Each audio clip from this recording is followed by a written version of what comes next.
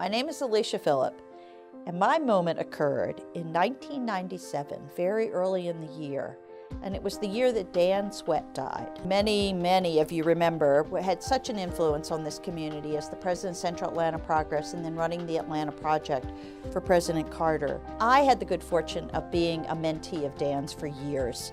And he opened many doors for me, and he really opened many doors for many people, but I didn't quite realize how many until he was given the Shining Light Award by Atlanta Gaslight Company. I had the privilege of speaking at that award, and sort of oddly enough, I just asked everyone in the audience who had felt they had been mentored by Dan to stand, not knowing what the response would really be.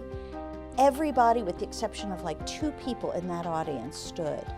Black, white, young, old, male, female. And I realized the greatest gift that Dan had given this community wasn't Woodruff Park or all the other things that had happened as a result of his leadership. It was that he had made it possible for another generation to take on that leadership.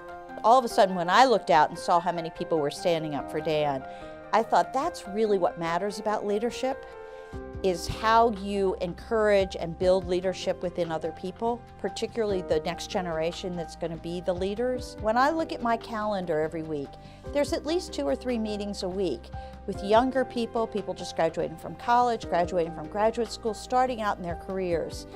In some way, if I can be helpful to them in figuring out how to engage in the community, how to take that next step, how to really begin to give back to this community, that's what really matters, is the connection to people. And Dan showed me that day, by the impact that he had had, how that needed to happen. And that's my moment.